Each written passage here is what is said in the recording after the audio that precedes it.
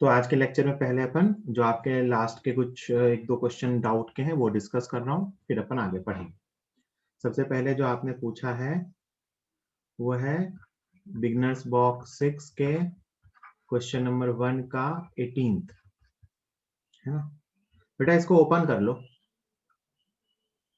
है ना। ये लिखा हुआ है 1 प्लस एक्स का whole square upon under root x dx। ऊपर वाले को ओपन कर लो तो बन जाएगा 1 plus x square plus 2x upon root x और फिर डिवाइड कर लो तो ये बन गया 1 upon root x plus x की power 3/2 plus 2 root x dx। अब इसको इंटीग्रेट कर लो, है ना। 3 पॉलिनोमियल वाले हैं, ऐसा ओपन करके मैंने सिखा रखा है। और क्वेश्चन नंबर 4 का 8th पूछा है किसी ने। ये इंटीग्रेशन 0 से 2 पाई। ओके तनिषा, अच्छा तनिषा हो गया। तनिषा ये बताना है क्या हो गया।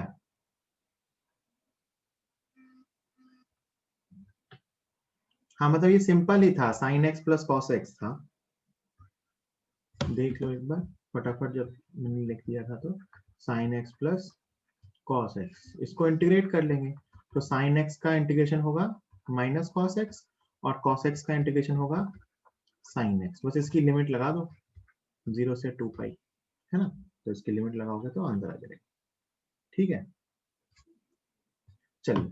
तो ये था अपना कैलकुलस पे बेस्ड जो अपना होमवर्क था उसका डाउट। ऐसा जिसमें कुछ था नहीं, सिंपल सा था, और वो वर्कशीट जो थी उसके मैंने सॉल्यूशन भेज दिए थे। ठीक है, चलिए आगे चलते हैं। अब किसी ने कोई डाउट नहीं पूछा है, मैं आगे चलना, और कोई डाउट होगा तो नेक्स्ट डे पूछना। आज अपन पढ़ेंगे वेक्टर्स, है ना। वेक्टर्स के बारे में, वेक्टर्स क्या होता है, इसकी क्या डेफिनेशन है, क्या इंपॉर्टेंट प्रॉपर्टीज है। वेक्टर ऐसा समझ लो कि पूरी जो फिजिक्स अपन आगे सीखने वाले हैं इसके लिए एक बैकबोन की तरह है। मतलब हर जगह जो क्वांटिटीज यूज होती हैं वो मोस्टली वेक्टर क्वांटिटीज होती हैं। तो इसलिए हमें वेक्टर को अच्छे से सीखना है ना। जो वेक्टर अच्छे से सीख गया उसके आगे की बहुत सारी कहानी काफी आसान हो जाती है ना। तो वेक्टर को अपने को बहुत ढंग से सीखना है।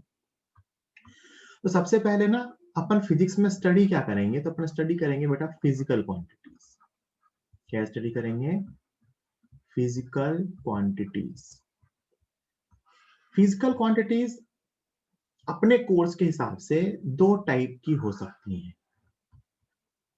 फिजिकल क्वांटिटी में कुछ भी जो आप सीखते हो, mass, length, time, force, acceleration, velocity, जो भी चीजें आप फिजिक्स में स्टडी करते हो those are known as physical quantities. अपने कोर्स के हिसाब से इनको दो पार्ट्स में क्लासिफाई किया जाता है। एक है स्केलर क्वांटिटीज और एक है वेक्टर क्वांटिटीज। अपने सिलेबस के हिसाब से हम इन फिजिकल क्वांटिटीज को दो पार्ट्स में क्लासिफाई करते हैं, scalar quantities and vector quantities. Scalar quantities क्या होती हैं, जिनको सिर्फ मैग्नीट्यूड चाहिए होता है, only require magnitude to represent them completely, to represent them completely. जिनके लिए सिर्फ मैग्नीट्यूड चाहिए होता है उनको कंप्लीटली रिप्रेजेंट करने के लिए, और follow law of scalar algebra. Scalar algebra मतलब जो सिंपल अलजेब्रा अपन ने अभी तक जीवन में सीखा है, that is scalar algebra. Example, इसके एग्जांपल मास, है ना। मैं बोलूं एक ब्लॉक है उसका मास 2 kg है, तो आप ये नहीं पूछोगे सर 2 kg कैसा है, क्या है 2 kg मतलब उसका मास 2 kg है। तो mass is a scalar quantity, है ना। लेंथ, टाइम, क्योंकि सिर्फ वैल्यू चाहिए, है ना, मुझे कोई डायरेक्शन नहीं चाहिए। मास, लेंथ, टाइम, डिस्टेंस, ये सब आगे सीखेंगे। स्पीड, एनर्जी, वर्क, ये सब की सब स्केलर क्वांटिटी है। इसके अलावा कुछ और भी स्केलर क्वांटिटीज हैं, चार्ज, करंट, है ना, एक्सेट्रा। ये सब की सब स्केलर क्वांटिटी है, मतलब इनको रिप्रेजेंट करने के लिए सिर्फ मैग्नीट्यूड चाहिए और ये स्केलर अलजेब्रा के लॉ को फॉलो करते हैं। इसमें मैंने दो क्वांटिटीज लिखी हैं, इसमें आपको थोड़ा सा डाउट आएगा, वो मैं आगे एक्सप्लेन करूंगा। एक है चार्ज और एक है करंट। चार्ज में लिखने में एक इंपॉर्टेंट बात यह है कि आपको चार्ज से ये पता चलना चाहिए कि चार्ज पॉजिटिव भी होता है और निगेटिव भी होता है। निगेटिव का मतलब कहीं से डायरेक्शन नहीं दिखाता है ना। निगेटिव और पॉजिटिव चार्ज जो है किसी बॉडी पे, वो एक्सेस और डिफिशियंसी ऑफ इलेक्ट्रॉन्स दिखाता है। तो इससे हमें ये भी पता चलता है कि scalar quantities positive, negative, zero कुछ भी हो सकती है। स्केलर क्वांटिटी की वैल्यू जो होती है वो पॉजिटिव भी हो सकती है, नेगेटिव भी हो सकती है और जीरो भी हो सकती है, चार्ज नेगेटिव भी होता है। करंट के बारे में मैं आगे डिस्कस करूंगा, अभी ये ध्यान रखना है करंट स्केलर है ना। स्केलर के बारे में ज्यादा बहुत स्टडी करने की जरूरत होती नहीं है, सिंपल अलजेब्रा को फॉलो करते हैं। जैसे मैं आपसे पूछूं 2 kg प्लस 3 kg क्या होगा, तो आप कहते हो 5 kg होगा, है ना। 2 मीटर प्लस 3 मीटर 5 मीटर, है ना। तो सिंपल स्केलर अलजेब्रा के लॉस को फॉलो करते हैं, ठीक है। वेक्टर क्वांटिटीज क्या होती हैं? दे रिक्वायर both magnitude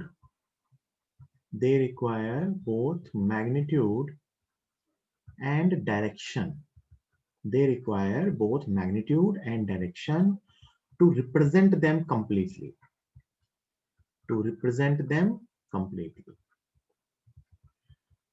अगर किसी क्वांटिटी को रिप्रेजेंट करने के लिए मैग्नीट्यूड भी चाहिए और डायरेक्शन भी चाहिए तो हम कहते हैं वो वेक्टर क्वांटिटी है ना। And they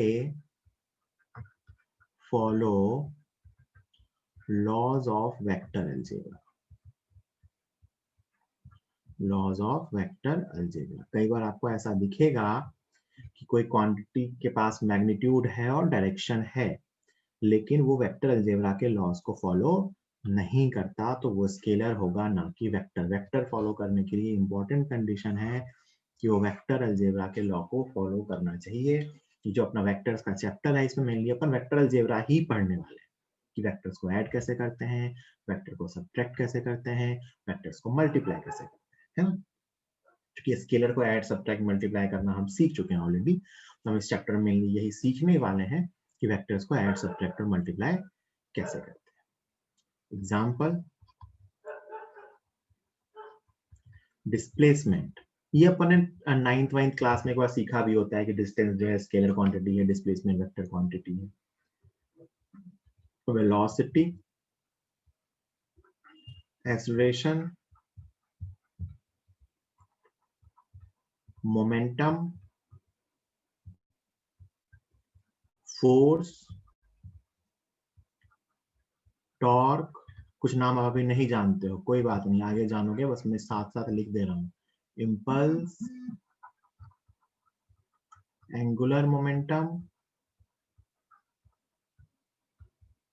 electric field, magnetic field,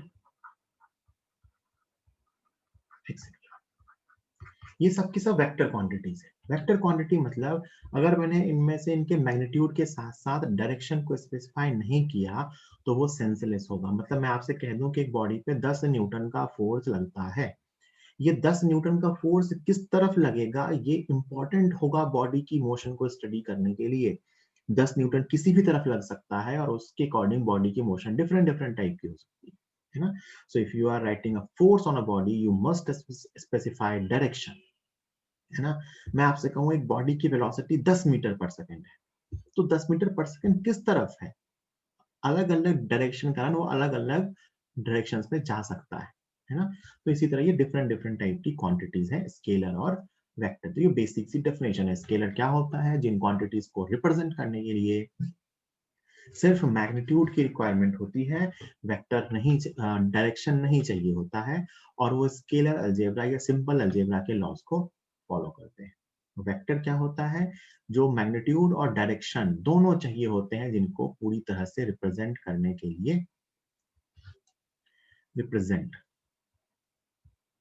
है ना, करने के लिए, और वो वेक्टर अलजेब्रा के लॉज को फॉलो करते हैं। इसको जल्दी से नोट कीजिए, मैं 1 मिनट का टाइम दे रहा हूं, फिर आगे बढ़ाऊंगा। अब यहां मैंने आपको एक क्वांटिटी के बारे में बताया, करंट। करंट के बारे में मैं एक चीज एक्सप्लेन करके बताऊंगा, वो क्या है कि करंट में ना मैग्नीट्यूड भी होता है और डायरेक्शन भी होती है। अगर इलेक्ट्रिक करंट की बात करें, इलेक्ट्रिक करंट, तो आप कहते हो कि इसके पास मैग्नीट्यूड भी है ना, और इसके पास डायरेक्शन भी होती है। आप जो वायर में करंट को ड्रॉ करते हो तो आप कहते हो कि रेजिस्टर में करंट हाई पोटेंशियल से लो पोटेंशियल में जाती है, प्लस से माइनस जाती है ना, but it is scalar, but it is scalar. क्यों है स्केलर? क्योंकि बेटा ये स्केलर लॉज को फॉलो करता है। जैसे बताता हूं कैसे।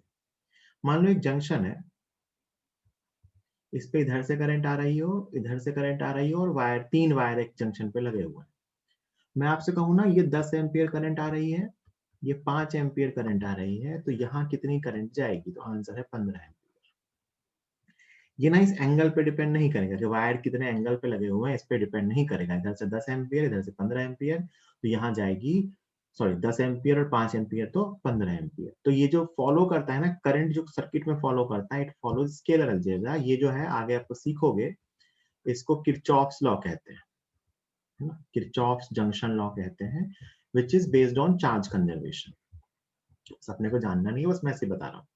तो ये इन लॉज को फॉलो करता है, इसीलिए इलेक्ट्रिक करंट मैग्नीट्यूड और डायरेक्शन होते हुए भी एक स्केलर क्वांटिटी है, because it does not follow, it does not follow laws of vector algebra, है ना, it does not follow laws of vector algebra. इसके अलावा अपने काम का नहीं है, अपने कोर्स में नहीं है, कुछ जगहों पे आपको कुछ क्वांटिटीज लिखी मिलेंगी, टेंसर क्वांटिटीज। अपने कोर्स में नहीं है, इसलिए मैं बस नाम बता रहा हूं।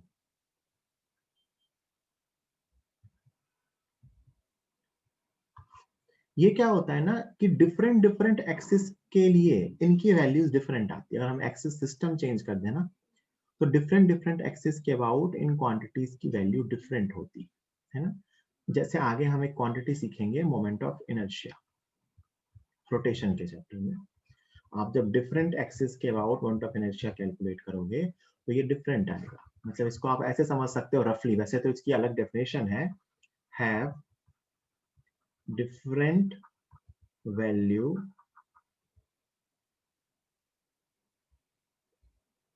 फॉर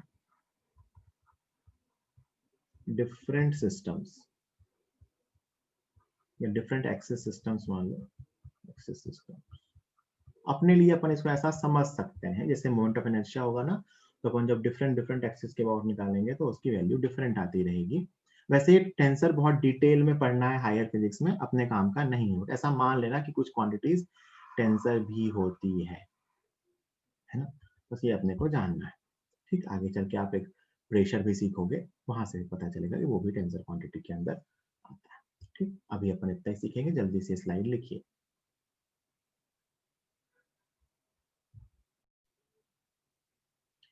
ठीक, आई होप सबने लिख लिया होगा। चलिए, अब आते हैं अगली चीज, वेक्टर के बारे में जो सीखेंगे। जिनको वेक्टर आता होगा, कुछ लोगों को, कोई बात नहीं है, सीखते चलो, फिर भी मैं सिखा रहा हूँ। रिप्रेजेंटेशन ऑफ वेक्टर, कि वेक्टर को रिप्रेजेंट कैसे करते हैं, दो तरीके से, है ना। एक तो उसका सिंपल सिंबल और दूसरा डायग्राम। जैसे मैं कहूँ ना ए वेक्टर, तो वेक्टर को रिप्रेजेंट करने के लिए ना उसके ऊपर एक एरो लगा देते हैं। कोई फिजिकल क्वांटिटी का वेक्टर है तो उसके ऊपर एक एरो लिख देते हैं, तो इसको रीड करते हैं, ये ए वेक्टर लिखा हुआ है। सिंबल, जो क्वेश्चंस में सिंबल लिखा आता है, ए के ऊपर एक एरो लगा हो तो इसका मतलब ये ए वेक्टर है। कुछ बुक्स में, स्पेसिफिकली एनसीईआरटी में क्या किया उन्होंने, एक नए टाइप का सिंबल यूज किया, बहुत सारे स्टैंडर्ड बुक्स में यूज होता है, कि ए को ऐसा बोल्ड लिख दिया, बोल्ड ए लिखा हो, तो बोल्ड ए लिखा हो या ए के ऊपर एरो लगा हो, इसका मतलब होता है ये क्या लिखा हुआ है, इसको रीड करेंगे ए वेक्टर। कैसे रीड करेंगे? रेड एज ए वेक्टर, है ना, ठीक। और अगर ऐसा ही ए वेक्टर के आगे ऐसा मॉड लगा हो या सिंपल फॉन्ट्स में ए लिखा हो, इसका मतलब होता है ये मैग्नीट्यूड ऑफ ए वेक्टर। क्या लिखा है ये? Magnitude of A vector. A vector का मैग्नीट्यूड मतलब उसकी वैल्यू, सिर्फ वैल्यू, है ना। तो अगर इस फॉर्म में लिखा हुआ है इसका मतलब वो वेक्टर है, और अगर इस फॉर्म में लिखा हुआ है तो उसका मैग्नीट्यूड लिखा हुआ है। मैग्नीट्यूड मतलब आप जानते हो उसकी सिर्फ वैल्यू कितनी होगी, है ना। तो ये इसका सिंबलिक रिप्रेजेंटेशन है कि इसको सिंबल में कैसे रिप्रेजेंट करते हैं। तो क्वेश्चन में ए वेक्टर या ए, जो आपके एग्जाम्स में आप देखोगे वो मोस्टली ये सिंबल यूज होता है स्टैंडर्ड, चाहे आप अपने यहाँ के टेस्ट में देखो या आप आईआईटी के पेपर में देखो, ये सिंबल यूज करते हैं, ये यूज कर लेते हैं, ये रेयरली यूज करते हैं, है ना। ये मोस्ट सिर्फ एनसीईआरटी में या कुछ स्टैंडर्ड जो बुक्स होती हैं फिजिक्स की, उसमें आप देखोगे कि बहुत जगहों पे ए बहुत सारे क्वांटिटीज या बहुत सारे लेटर्स बोल्ड में लिखे हुए हैं। तो बोल्ड में लिखे हुए का मतलब वो वेक्टर है। जब एनसीईआरटी का भी ओपन करके देखना, उसके अंदर ही कहीं एरो का फॉर्मेट नहीं लिखा हुआ है, हर जगह कुछ लेटर्स बोल्ड में लिख दिए। तो बोल्ड में लिखा होने का मतलब वो वेक्टर है ना। और दूसरा होता है ना, इसका डायग्राम में कैसे बनाते हैं, वेक्टर को डायग्राम में कैसे बनाते हैं। पहला अपन ने सीखा उसका सिंबलिक रिप्रेजेंटेशन, और दूसरा है डायग्राम। डायग्राम में वेक्टर को एक एरो से बनाते हैं, जो ग्राफिकली या डायग्राम रिप्रेजेंट करते हैं वेक्टर को, उसको एक एरो से बनाते हैं। इस एरो में दो चीजें हैं, है ना। ये एरो की टेल है, ये एरो की हेड है। तो ऑब्वियस सी बात है एरो की जो डायरेक्शन होती है वो टेल टू हेड होती है। लॉजिकल सी बात है, कोई इसमें दिक्कत नहीं है। इसमें जो लेंथ ऑफ एरो होता है ना, length of arrow, length of arrow, इस एरो की जो लेंथ ड्रॉ की जाती है, it represents magnitude of vector, represents magnitude of vector।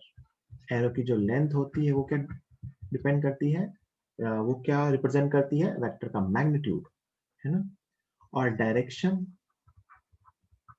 Of arrow ये रिप्रेजेंट करती है मैग्नीट्यूड ऑफ वेक्टर या क्वांटिटी, एक ही बात है, वेक्टर क्वांटिटी का मैग्नीट्यूड, और ये डिपेंड करती है डायरेक्शन ऑफ क्वांटिटी,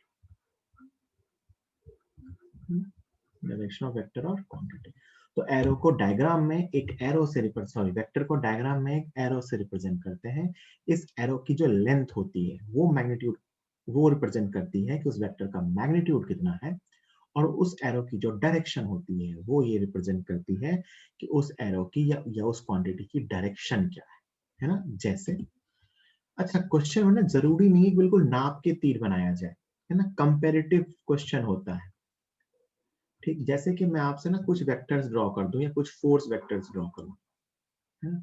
ये पहला फोर्स है, ये दूसरा फोर्स है, और मान लो ये तीसरा फोर्स।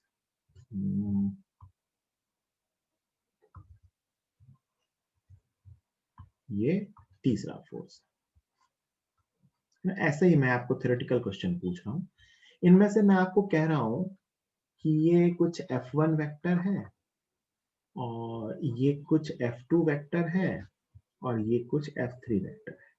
तो आप बस ऐसे ही देख के बताओ कि अगर मैं कह रहा हूं कि इसमें से एक का मैग्नीट्यूड 5 न्यूटन है, एक का मैग्नीट्यूड 10 न्यूटन है, और एक का मैग्नीट्यूड 15 न्यूटन है, तो आप अगर सोचोगे, अगर मैं इनके मैग्नीट्यूड को कंपेयर करने की बात करूं, तो इसका मतलब आप ये डायग्राम देख के बता सकते हो कि ये जो है ना 5 न्यूटन वाला फोर्स, ये जो फोर्स है ना ये 10 न्यूटन वाला फोर्स है, और ये जो फोर्स है ना ये 15 न्यूटन वाला फोर्स। कैसे बताया?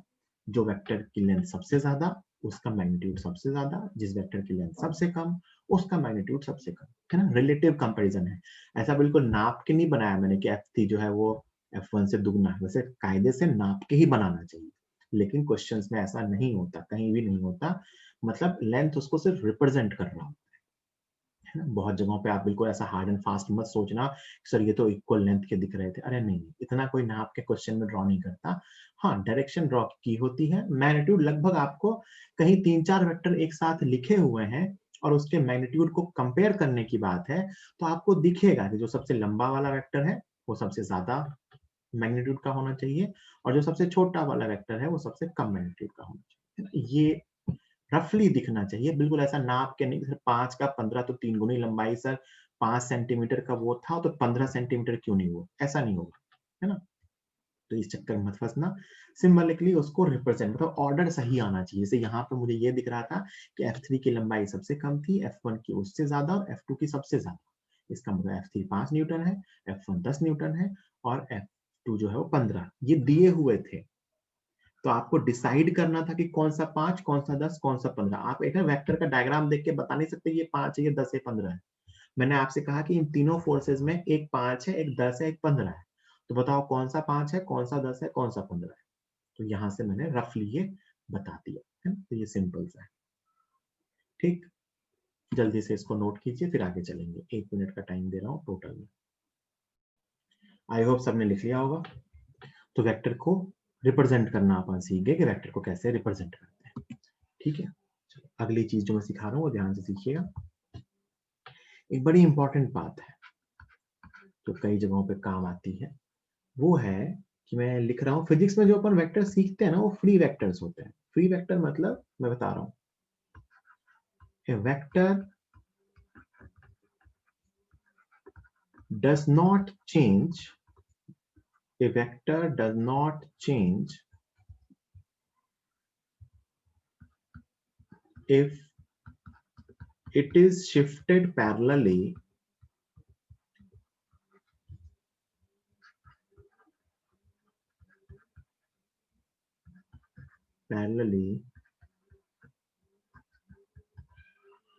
keeping its magnitude and direction same।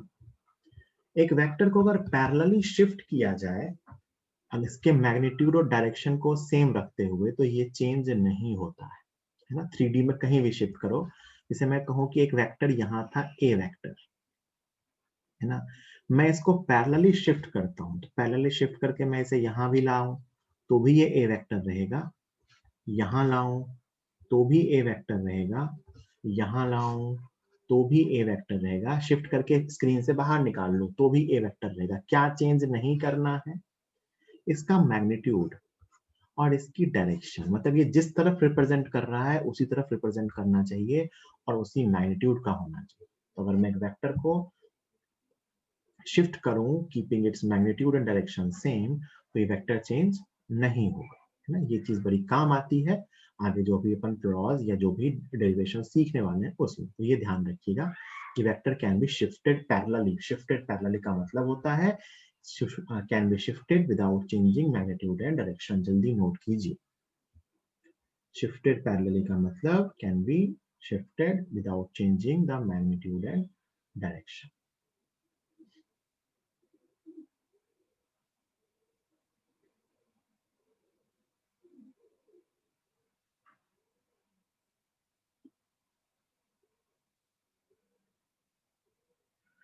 ठीक है, आई होप आपने लिख लिया होगा। फिर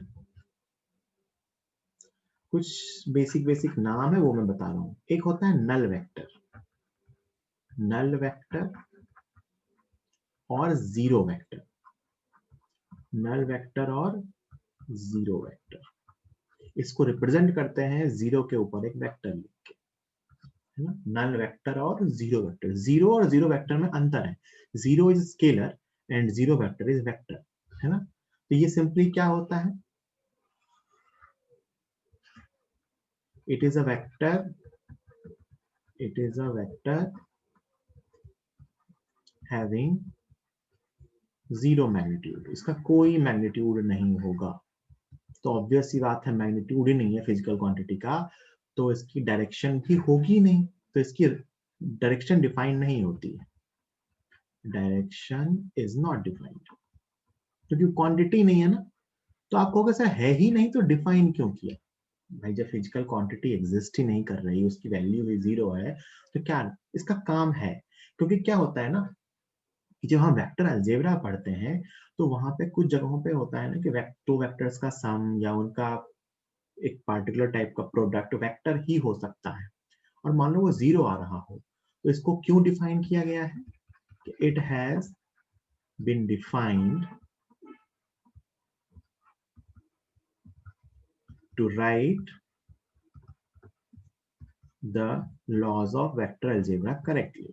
To write the laws of vector algebra correctly. Vector algebra के laws को करेक्टली यूज करने के लिए इसको डिफाइन किया गया है। तो जीरो वेक्टर क्या है?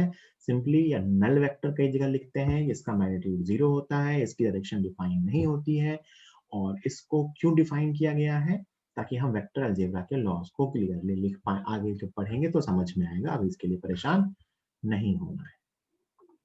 ठीक है, वेक्टर अलजेब्रा ही पढ़ेंगे। वेक्टर्स को कैसे, अलजेब्रा क्या होता है, इसे अपन ऐड सब्ट्रैक्ट कैसे करते हैं। तो वेक्टर अलजेब्रा में सीखेंगे कि दो वेक्टर्स को ऐड कैसे करते हैं, सब्ट्रैक्ट कैसे करते हैं, मल्टीप्लाई कैसे करते हैं। यही अपना चैप्टर है ना, समझ गए? चलो सीखेंगे आगे। फिर एक वेक्टर कई बार डिफाइन किया जाता है, वो है यूनिट वेक्टर। इसको आगे एक बार फिर से पढ़ाऊंगा, अभी बस नाम बता रहा हूं, है ना, यूनिट वेक्टर, है ना। जैसे इसको कैसे लिखते हैं सिंबलिकली, इसको ए का यूनिट वेक्टर लिखना है तो ए के ऊपर कैप लगा देंगे, है ना। ये क्या है? कैप। तो अगर ए के ऊपर कैप लगा हुआ है तो कहते हैं ये ए के डायरेक्शन में यूनिट वेक्टर है। तो इसका मतलब क्या है, सुनना, है ना। It is a vector having magnitude 1। इसका मैग्नीट्यूड कितना होता है? 1, क्योंकि यूनिट वेक्टर नाम ही है। And used to, and it is used to represent direction. It is used to represent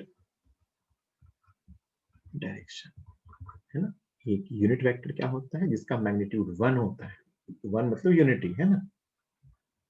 and it is use to represent direction. इसको सिर्फ डायरेक्शन बताने के लिए यूज किया जाता है। और इसकी डेफिनेशन क्या है, सुनना ध्यान से। ये तो वो लिखा मैंने उस फॉर्म में, लैंग्वेज की फॉर्म में। इसको मैथमेटिकली ए कैप मतलब unit vector in the direction of A is equal to A vector divided by magnitude of ए।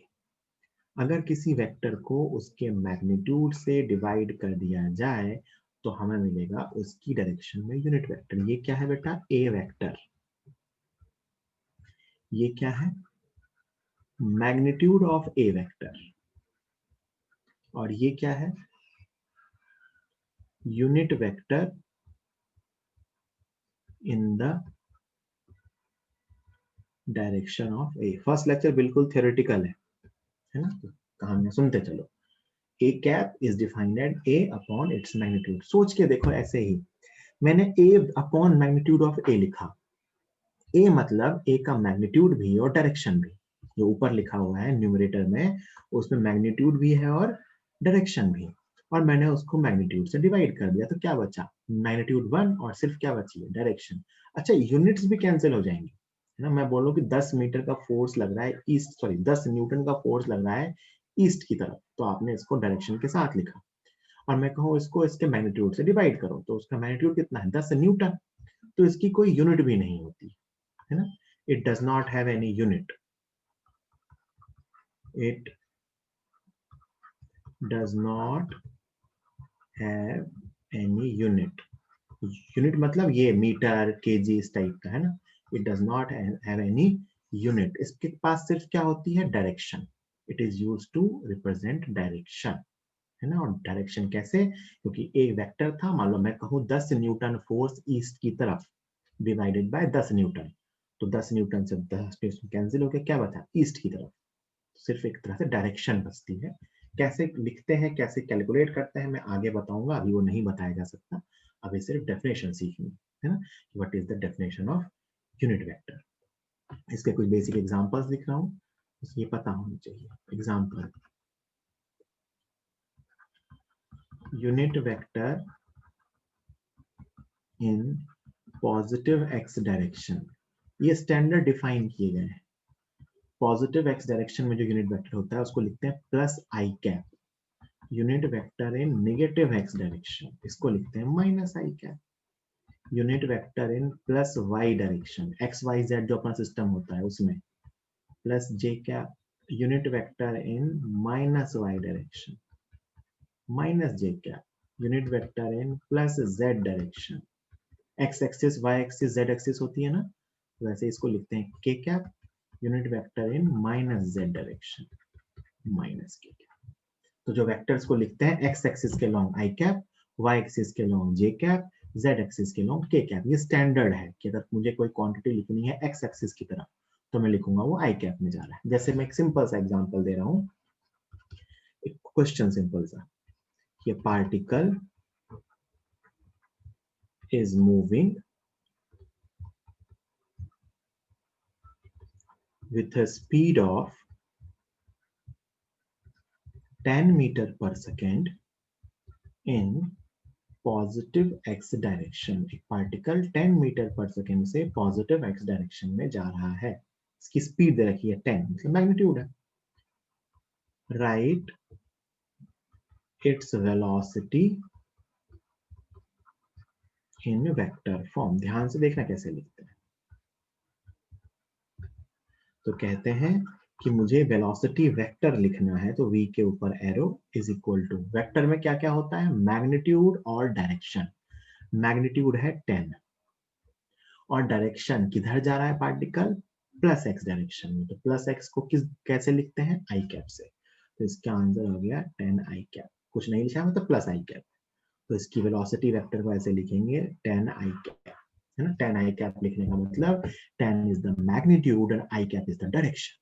तो i cap is unit vector. Unit vector का क्या काम होता है, डायरेक्शन बताना। जैसे मैं कहूं कि 50 न्यूटन का फोर्स है और वो माइनस वाई में लगता है, तो बताओ उसको वेक्टर फॉर्म में क्या लिखोगे, तो माइनस 50 जे कैप न्यूटन, साथ में यूनिट भी लिखनी चाहिए कायदे से, तो मीटर पर सेकेंड। तो 50 न्यूटन का फोर्स माइनस जे कैप की तरफ, तो माइनस 50 जे कैप, ऐसा। तो इसका काम क्या है कि अगर अपने को किसी डायरेक्शन में वेक्टर पता है, यूनिट वेक्टर पता है, तो उसको मैग्नीट्यूड से मल्टीप्लाई करके मैं लिख सकता हूँ कि वेक्टर कितना होगा। This is the use of unit vector. आगे सीखेंगे कि यूनिट वेक्टर कैलकुलेट कैसे करते हैं, वो थोड़ा कुछ दिन के बाद सीखेंगे, एक दो लेक्चर के बाद। जल्दी से इसको नोट कीजिए, कोई डाउट है तो अनम्यूट करके पूछ सकते हैं।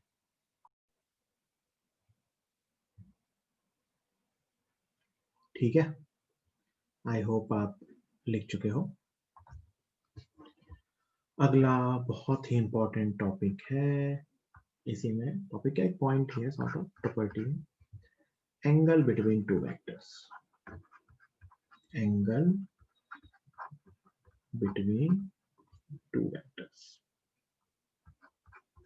दो वेक्टर्स के बीच का angle, angle between two vectors. ध्यान से देखना मैं क्या लिख रहा हूं इसके बारे में। It is smaller angle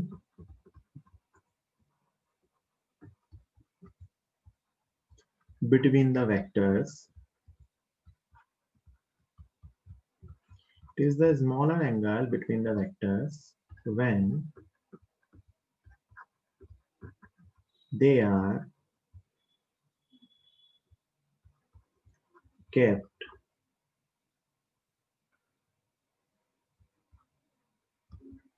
tail to tail orientation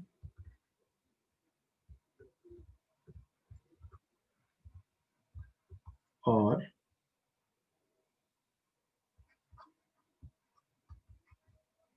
इसको ऐसे भी कह सकते हैं, their tails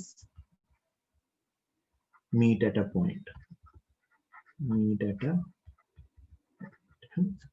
it is small angle between the vectors when they are kept tail to tail, when they are kept in tail to tail orientation or their tails meet at a point। जैसे मैं आपसे कहूं एक vector ये है ए vector, और दूसरा vector ना कहीं ये दे रखा है बी वेक्टर, इनके बीच का एंगल बताओ।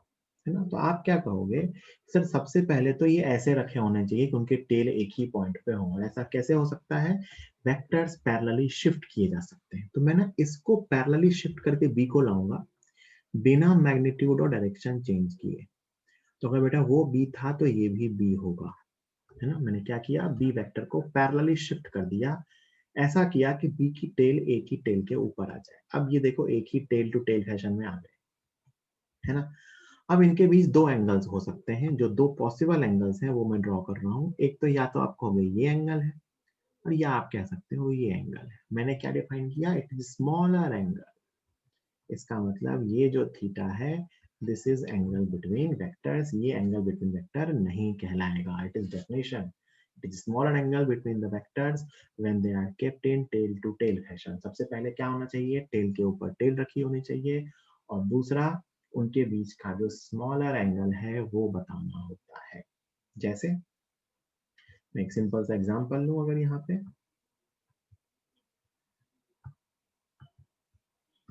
कि मान लो मैं आपसे कहूं कि एक वेक्टर ये है ए, और दूसरा वेक्टर ये है बी, ये आपको ऐसे दे रखे हैं, और ये एंगल डायग्राम में दिखा रखा है, ये वाला angle sorry,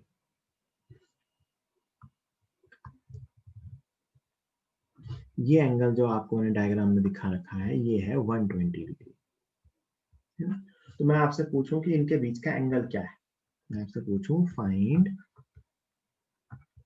angle between A vector and B vector, तो आंसर 120 डिग्री नहीं है।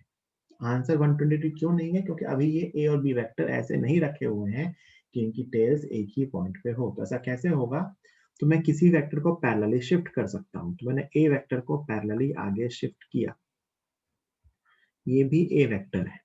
अब ये टेल टू टेल फैशन में रखे हैं, और ये एंगल होगा अपना theta, and this theta is 60 degree. So angle between the vectors is 60 degree. मेरी दो बातें याद रखना, वेक्टर्स के बीच का एंगल निकालते हैं जब वो टेल के ऊपर टेल रखे हों, और दूसरा छोटा वाला एंगल लेते हैं। हमेशा दो एंगल हो सकते हैं, छोटा वाला एंगल एक थीटा हो सकता है, एक 360 माइनस थीटा हो सकता है। हमेशा कौन सा एंगल लेते हैं, छोटा वाला एंगल, जो इन दोनों में से छोटा हो। ठीक है, जल्दी से इसको नोट कीजिए, कोई डाउट है तो पूछिए। आई होप आपने लिख लिया होगा। इससे बेस में दो तीन सिंपल सिंपल से क्वेश्चन दूंगा, फिर अपन आगे चलेंगे। ठीक, आई थिंक सबने लिख लिया।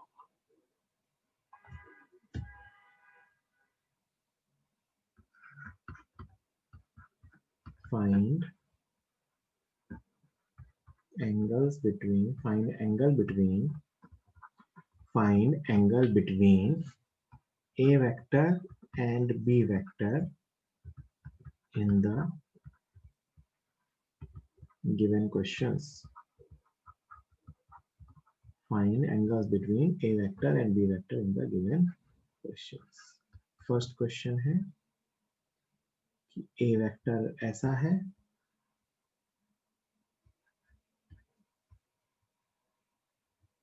और b वेक्टर ऐसा है,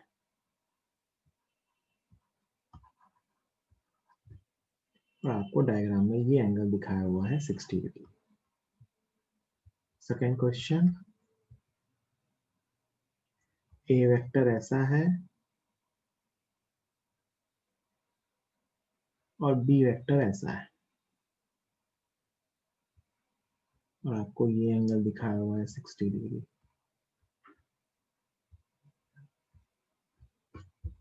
और थर्ड क्वेश्चन है कि एक हॉरिजॉन्टल लाइन ड्रॉ की हुई है, इससे इधर ए वेक्टर है,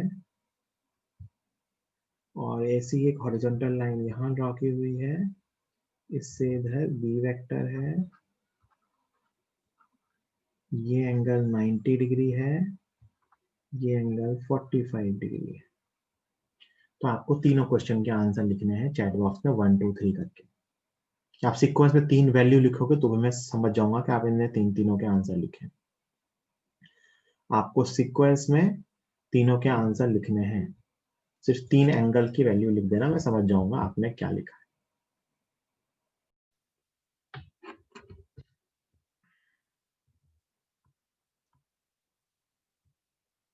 पहले डायग्राम में अभी ये टेल टू टेल नहीं रखे हुए हैं, ए को शिफ्ट कर दो, ए को शिफ्ट करके यहां बना सकते हो ना, वो ए है तो भाई ये भी ए है, तो देखो अब टेल टू टेल आ गए, और ये एंगल 60 है तो ये एंगल कितना होगा 120 डिग्री, तो अपना आंसर यही तो है, थीटा इक्वल टू 120 डिग्री, है ना। पहले का आंसर कितना है, theta is equal to 120 degree, है ना।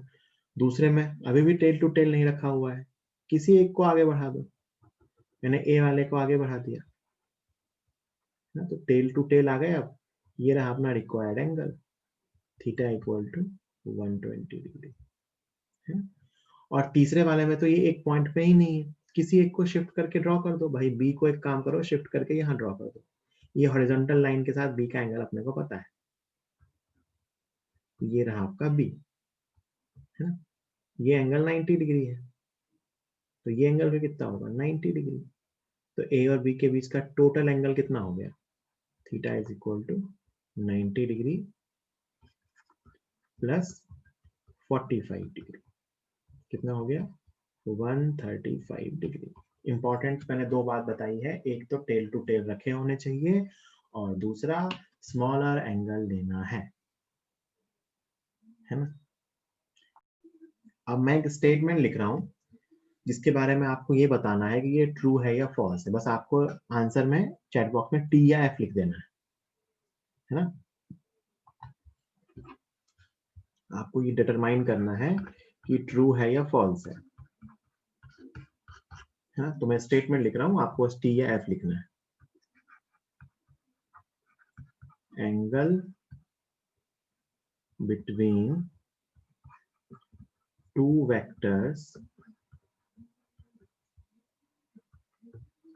can never be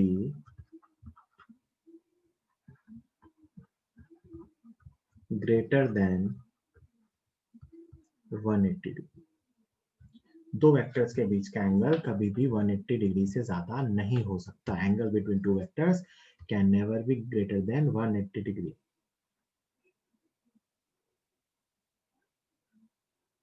तीन लोगों के आंसर आ गए हैं, प्रखर, विकास, तनिषा, सृष्टि, शैली, सबके आंसर सेम आए अभी तक। सोजल का आंसर सबसे अलग आया है, प्रियांशु सही है, खुशी का भी आंसर अलग आया है,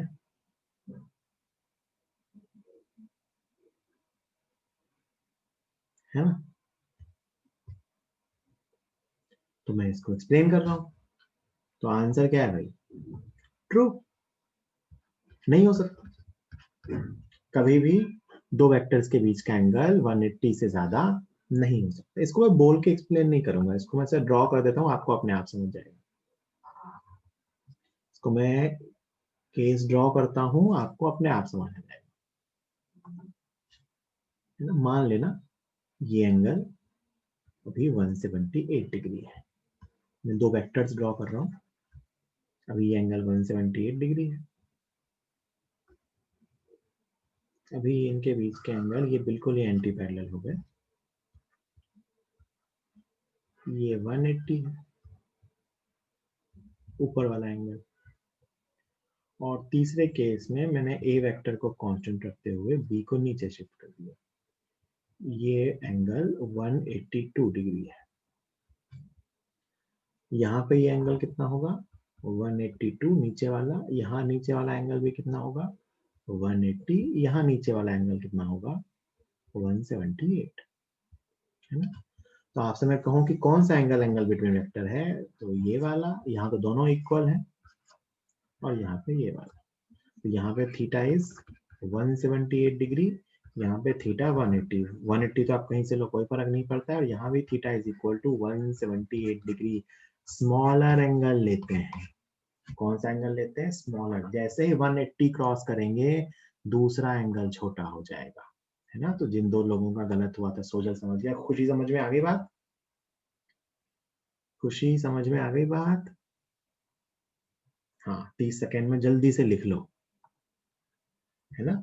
30 सेकेंड दे रहा हूं, जल्दी से नोट कर लीजिए। 180 क्रॉस करते ही क्या हो जाएगा, दूसरा एंगल छोटा हो जाएगा। ठीक है, जल्दी।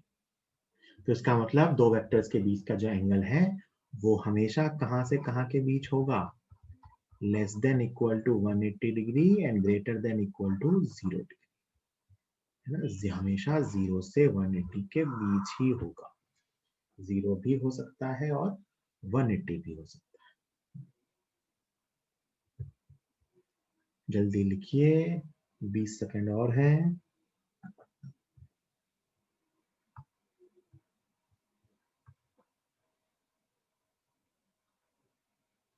ये बेसिक बेसिक कंसेप्ट्स हैं, बेसिक चीजें जो अपने को सोचनी है वो सीख रहे हो। आगे तो सिर्फ वेक्टर्स ऐड करना, मल्टीप्लाई करना, उसमें कुछ बहुत बहादुरी नहीं है, सीख जाओगे वो। ये बेसिक बेसिक चीजें जो दिमाग में बिठानी है अपने को, है ना। आई होप आप सबने लिख लिया होगा। अब यहीं से एक दो बातें ऐसे निकल के आती हैं कि भाई पैरेलल वेक्टर्स क्या होते हैं।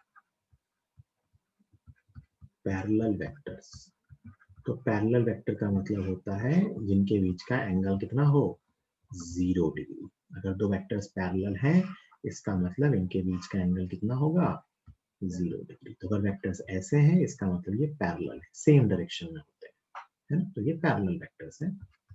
ठीक। Anti parallel vectors, anti parallel vectors. तो एंटी पैरेलल वेक्टर का मतलब होता है कि उनके बीच का एंगल 180 डिग्री होता है, मतलब वो ऑपोजिट डायरेक्शन में होते हैं। अगर ए वेक्टर इधर है और बी वेक्टर इसके ऑपोजिट है ना, दोनों की डायरेक्शन बिल्कुल ऑपोजिट है, तो ये एंटी पैरेलल है। टेल टू टेल रखेंगे तो यहाँ एंगल 0 डिग्री आ जाएगा, यहाँ एंगल 180 डिग्री आ जाएगा। और तीसरा आता है, ऑब्वियसली नाम से पता चलता है, परपेंडिकुलर वेक्टर्स। बट ऑब्वियसली मैंने इसके लिए नहीं लिखा होगा, कई बार ना ऑर्थोगोनल वर्ड लिखा होता है। ऑर्थोगोनल मतलब भी परपेंडिकुलर ही होता है, परपेंडिकुलर और ऑर्थोगोनल वेक्टर्स। तो इसका मतलब होता है थीटा इक्वल टू 90 डिग्री। तो वो दो वेक्टर्स ऑर्थोगोनल है तो इसका मतलब उनके बीच का एंगल कितना है, 90 डिग्री।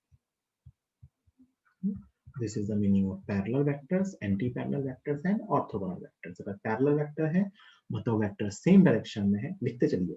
एंटी पैरेलल है इसका मतलब वो अपोजिट डायरेक्शन में है, और अगर वो ऑर्थोगोनल है तो वो एक दूसरे के परपेंडिकुलर है। जल्दी नोट कीजिए, 30 सेकेंड दे रहा हूं, जल्दी नोट कीजिए, है ना।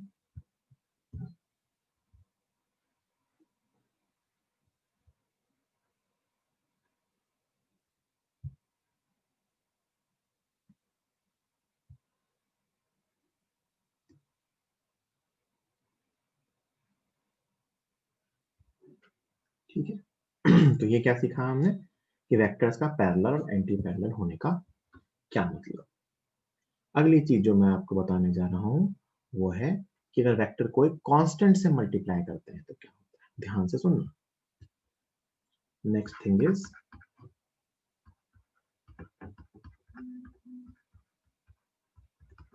multiplication of a vector by a constant। किसी वेक्टर को एक कांस्टेंट से मल्टीप्लाई करें या स्केलर से मल्टीप्लाई करें, एक ही बात है, स्केलर कांस्टेंट होते हैं generally. Multiplication of a vector by a scalar और कांस्टेंट। तो अगर एक वेक्टर को एक कांस्टेंट से मल्टीप्लाई करें तो क्या होगा कि मान लो कोई ए वेक्टर था, इसको मैंने कांस्टेंट से मल्टीप्लाई कर दिया, है ना। और वो कांस्टेंट लैम्डा है, इसको लैम्डा रीड करते हैं, ऐसे ही ग्रीक लेटर है। और ये मान लो कुछ बी वेक्टर बन गया, है ना। मैंने वेक्टर को एक कांस्टेंट से मल्टीप्लाई किया, ए वेक्टर था उसको एक लैम्डा कांस्टेंट से मल्टीप्लाई किया तो वो बी वेक्टर बन गया, है ना। अब ध्यान से सुनना कि ए और बी के बारे में मैं क्या क्या कह सकता हूँ। क्या किया मैंने, कोई वेक्टर था उसको एक लैम्डा कांस्टेंट से मल्टीप्लाई किया तो वो बी वेक्टर बन गया। जैसे मैं एग्जांपल्स लिख रहा हूँ, है ना। 2a वेक्टर, है ना, 2 से मल्टीप्लाई कर दिया, -2a वेक्टर, है ना, a vector by 2, minus A vector by 2 और माइनस ए वेक्टर और यहाँ पे प्लस ए वेक्टर। यहाँ किस कांस्टेंट से मल्टीप्लाई किया है? तो यहाँ मैंने इसको 2 से मल्टीप्लाई किया है। यहाँ किस कांस्टेंट से मल्टीप्लाई किया है? -2 से। यहाँ किस कांस्टेंट से मल्टीप्लाई किया है? 1/2 से। यहाँ किस कांस्टेंट से मल्टीप्लाई किया है? -1/2 से। यहाँ किस कांस्टेंट से मल्टीप्लाई किया है? -1 से। यहाँ किस कांस्टेंट से मल्टीप्लाई किया है? 1 से। कल को इसको 0 वेक्टर भी लिख सकते हैं। तो यहाँ किस कांस्टेंट से मल्टीप्लाई करेंगे? 0 से। तो मैंने डिफरेंट डिफरेंट टाइप के कांस्टेंट से मल्टीप्लाई किए। आप ध्यान से देखोगे तो पॉजिटिव कांस्टेंट है, नेगेटिव कांस्टेंट है और कांस्टेंट की वैल्यू 1 से बड़ी है और 1 से छोटी है। तो ध्यान से देखो क्या क्या चेंज हो रहा है। अगर मैंने इसको एक ऐसे कांस्टेंट से मल्टीप्लाई किया जो पॉजिटिव है और जिसका मैग्नीट्यूड 1 से ज्यादा है, तो मैग्नीट्यूड इंक्रीजेस, डायरेक्शन सेम। अब सोच के देखो, मैग्नीट्यूड इंक्रीज हो गया, 2 टाइम्स हो गया, डायरेक्शन सेम रह गई। यहाँ पे एक वेक्टर पहले a था, वो -2a हो गया, तो मैग्नीट्यूड तो अब भी इंक्रीज हुआ है ना, डायरेक्शन ऑपोजिट हो गई, डायरेक्शन ऑपोजिट, एंटी पैरेलल हो गया। मतलब a और -2a एंटी पैरेलल है, ऑपोजिट में है ना। a -a मतलब अगर ये मैं कहूं कि बेटा ये a वेक्टर है तो ये -a वेक्टर होगा, है ना, इसके ठीक एंटी पैरेलल, है ना, कहीं भी बना हुआ फर्क नहीं पड़ता। -a मतलब a के इक्वल मैग्नीट्यूड का वेक्टर जो मैंने ऑपोजिट में ड्रॉ किया है, दैट इज -a। यहाँ क्या हुआ? Magnitude decreases, direction same. यहाँ क्या हुआ?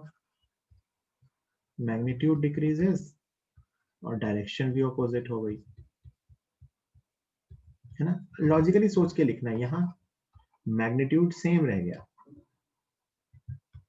और डायरेक्शन ऑपोजिट, माइनस हो गया। यहाँ पे मैग्नीट्यूड भी सेम और डायरेक्शन भी सेम, है ना। और यहाँ पे मैग्नीट्यूड 0 चेंजेस और डायरेक्शन नॉट डिफाइंड, तो कांस्टेंट 0 भी हो सकता है ना। तो सिंपली मैं ऐसा कह सकता हूँ, सुनना मेरी बात ध्यान से, कि अगर मैं एक वेक्टर को पॉजिटिव कांस्टेंट से मल्टीप्लाई करूंगा, किससे मल्टीप्लाई करूंगा? पॉजिटिव कांस्टेंट से, तो डायरेक्शन चेंज नहीं होगी। देखो ध्यान से, पॉजिटिव कांस्टेंट जिसमें मैंने 2 से या 1/2 से मल्टीप्लाई किया, 1 से मल्टीप्लाई किया, ऑब्वियस सी बात है। अगर मैं एक वेक्टर को एक पॉजिटिव कांस्टेंट से मल्टीप्लाई करूं तो डायरेक्शन चेंज नहीं होगी, निगेटिव कांस्टेंट से मल्टीप्लाई करूं तो डायरेक्शन एंटी पैरेलल आ जाएगी, पहली बात। दूसरी बात, अगर मैं एक वेक्टर को एक ऐसे कांस्टेंट से मल्टीप्लाई करूं जिसका मैग्नीट्यूड, कांस्टेंट का मैग्नीट्यूड 1 से ज्यादा हो, मतलब mod of the lambda, lambda का मॉड मतलब लेम्डा की वैल्यू, तो अगर लेम्डा का मॉड 1 से ज्यादा है तो वेक्टर का मैग्नीट्यूड बढ़ रहा है। जैसे देखो यहाँ पे 2 था, है ना, या -2 था, तो मैग्नीट्यूड बढ़ गया। अगर मैं उसको ऐसे कांस्टेंट से मल्टीप्लाई करूं जिसका मैग्नीट्यूड 1 से कम है तो वेक्टर का मैग्नीट्यूड कम हो जाएगा। और अगर मैं उसे एक ऐसे कांस्टेंट से मल्टीप्लाई करूं जिसका मैग्नीट्यूड 1 ही हो तो इसका मतलब वेक्टर अनचेंज रह जाएगा, है ना, वेक्टर का मैग्नीट्यूड। और जो लॉजिकल बात है कि मैं उसे एक ऐसे नंबर से मल्टीप्लाई करूं जिसका मैग्नीट्यूड 1 से ज्यादा है तो उसकी वैल्यू उतने टाइम्स बढ़ जाएगी। मैं ऐसे कांस्टेंट से मल्टीप्लाई करूं कि उसकी वैल्यू 1 से कम हो तो उसकी वैल्यू उतने टाइम्स कम हो जाएगी। a/2 से मल्टीप्लाई करें 1/2 से तो a/2 हो जाएगा, या -a/2 से करें तो भी मैग्नीट्यूड आधा हो गया। इन दोनों में देखो मैग्नीट्यूड आधा हो गया, इन दोनों में मैग्नीट्यूड 2 टाइम्स हो गया, इन दोनों में मैग्नीट्यूड सेम रह गया। ये लॉजिक है कि अगर अपन वेक्टर को स्केलर से मल्टीप्लाई करते हैं तो क्या होता है। दिस इज द स्लाइड, जल्दी से नोट कीजिए, ठीक है। आई होप आप सबने लिख लिया होगा। मैं एक छोटा सा ट्रू फॉल्स का क्वेश्चन और दूंगा, फिर अपन लेक्चर फिनिश करेंगे।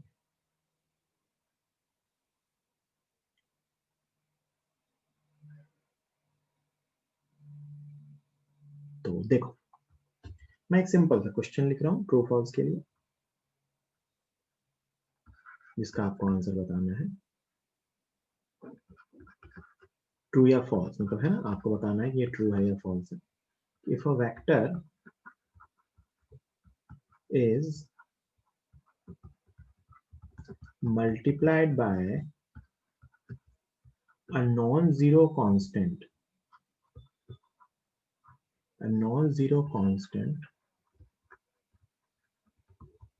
it always changes, it always changes. अगर एक वेक्टर को एक नॉन जीरो कांस्टेंट से मल्टीप्लाई किया जाए तो ये हमेशा चेंज होता है ना। आंसर आपको बताना है चैट बॉक्स में लिख के ट्रू या फॉल्स। अभी तक जिनका आंसर आया है वो सही है। अब गलत आंसर आने चालू हो गए, है ना।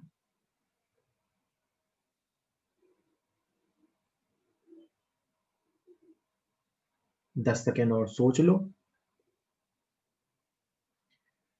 एनालिसिस करना होता है, वेक्टर क्वांटिटी के चेंज होने का मतलब मैग्नीट्यूड डायरेक्शन दोनों चेंज हो।